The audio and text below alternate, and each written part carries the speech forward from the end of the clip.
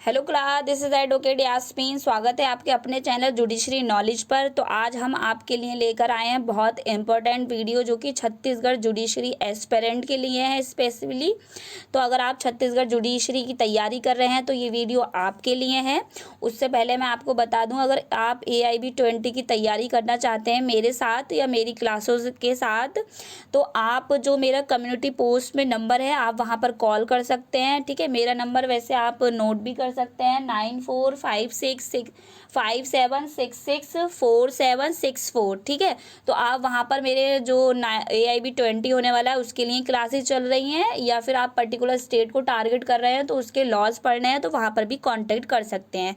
तो आइए हम स्टार्ट करते हैं। छत्तीसगढ़ भाड़ा नियंत्रण अधिनियम 2011, जिसको हम बोलते हैं छत्तीसगढ़ रेंट कंट्रोल एक्ट 2011। इसका सबसे पहले हमें देख लेना है। हम आज इसका जो पूरा मतलब एक तरह से हम कहें पूरा जो सार है एक्ट का वो देखेंगे, बाकी का जो है आप तैयार कर लीजिएगा। ठीक है, क्योंकि ये जो हमारा एक्ट है 3 या 4 नंबर आपको देकर ही जाएगा, तो आप कोई भी एक्ट जो है स्किप ना करें। ठीक है, थोड़ा बहुत जो भी है देख लीजिए, उसके MCQ लगाइएगा अच्छे से। बाकी का अगर क्लासेस करनी है तो आप मेरी जो क्लासेस हैं वो ज्वाइन कर सकते हैं, इससे भी ज़्यादा विस्तृत रूप में पढ़ने के लिए। ठीक है, सबसे पहले हम देखेंगे छत्तीसगढ़ भाड़ा नियंत्रण अधिनियम 2011 जो एक्ट नंबर है, ये इससे भी आपको क्वेश्चन पूछा जाता है। तो ये एक्ट नंबर है हमारा 19। फिर हम देखेंगे कि जो इस एक्ट में सेक्शन हैं, कुल सेक्शन हमारे 14 हैं। सबसे छोटा एक्ट है जो हमारा छत्तीसगढ़ जुडिशरी में पूछा जा रहे हैं और एक्ट के मुकाबले। और इसमें जो शेड्यूल हैं वो 4 है। शेड्यूल को 4 जो दे रखे हैं उसमें ही हमारे जो रेंट कंट्रोलर मतलब कि जो भवन स्वामी हैं या फिर टीनेंट हैं उनकी बात की गई है, तो वो हम आगे देखेंगे।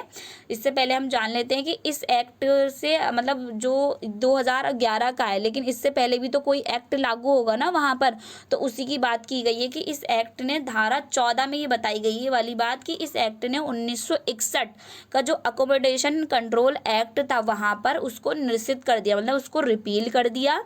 फिर है हमारा जो ये एक्ट है जो छत्तीसगढ़ रेंट कंट्रोल एक्ट है वो 6 नवंबर 2012 को लागू किया गया है। ये भी आपको याद रखना, ये प्री का बहुत इंपॉर्टेंट क्वेश्चन है। कोई से भी एक्ट से आपसे पूछ सकते हैं कि कौन सा एक्ट कब लागू हुआ है, कब इम्पोज हुआ है, या फिर एक्ट नंबर। ठीक है, फिर देखेंगे हम जो हमारा बताया गया है धारा 1 की क्लॉज 2 में कि प्रथम यह एक्ट नगरपालिका क्षेत्रों में और उसके मुख्यालयों पर लागू होगा या कराया गया था। बाद में जो राज्य अगर चाहे वो अन्य क्षेत्रों में मतलब उसको लागू करना है तो वो नोटिफिकेशन के द्वारा उसको लागू करा सकता है। ठीक है, फिर हम देखेंगे और ये वहाँ पर लागू नहीं होगा जहाँ पर 1961 वाला एक्ट लागू है अभी प्रेजेंट में ही। मतलब मान लीजिए अगर कोई भी प्रोसीडिंग चल रही है 1961 के तहत, जो एक्ट पहले था जो हमने देखा एक्ट मतलब सेक्शन 14 में बताया गया है, तो अगर वो चल रहा है पहले से ही तो उस पर ये हमारा एक्ट लागू नहीं होगा। ठीक है, मतलब कि ओवर इफेक्ट नहीं डालेगा ये एक्ट, हम एक तरह से ये कह सकते हैं।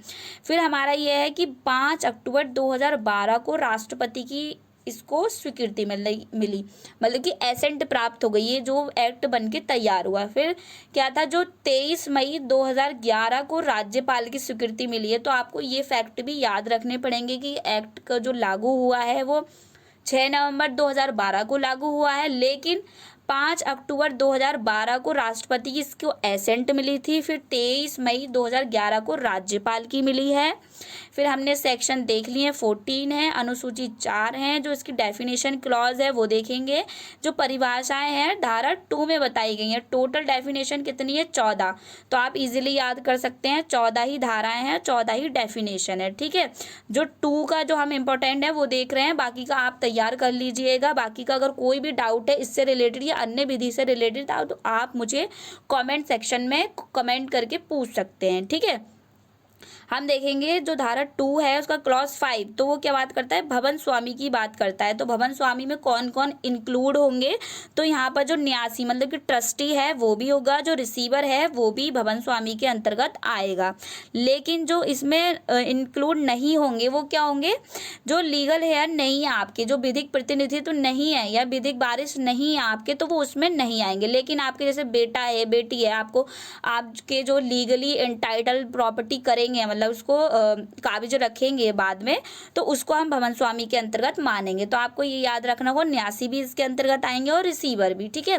नेक्स्ट हम देखेंगे 2 का जो 14 है, किराएदार मतलब टीनेंट की बात करता है, तो टीनेंट के अंतर्गत कौन आएगा? तो सीधी सी बात है, जो परिवार के सदस्य हैं, मान लीजिए जो रह रहे हैं उस घर में, वो आएंगे। लेकिन क्या है, एक चीज़ और बता दी गई है कि पति की मतलब एक्सेप्शन के रूप में कहें या फिर अन्य के उनमें विस्तारित कर दिया गया है। तो पति की मृत्यु के बाद जो पत्नी किराएदार बन जाती है, मान लीजिए पति पत्नी साथ रह रहे हैं लेकिन पति की क्या है, मृत्यु हो जाती है। मृत्यु हो जाने के बाद जो पत्नी वहाँ पर काबिज है, उस टाइम प्रेजेंट में किराए पर रह रही है, तो वो जो है उसके अंतर्गत आ जाएगी। लेकिन क्या है, सब एग्रीमेंट के बाद ही आएगी, जो मतलब कि आपको एक पुनः से जो आपका जो करार था या एग्रीमेंट था वो करना पड़ेगा, तो उसके तहत ही आएगी। ये चीज़ आपको याद रखनी होगी। तो हमने सबसे पहले इंपॉर्टेंट डेफिनेशन देखनी कि भवन स्वामी क्या होता है, फिर ये किराएदार क्या होता है। किराएदार को हमारे 14 में डिफाइन किया गया है सबसे लास्ट में, और 5 में क्या है, भवन स्वामी को डिफाइन।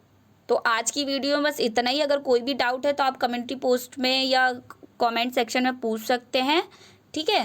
तो थैंक यू।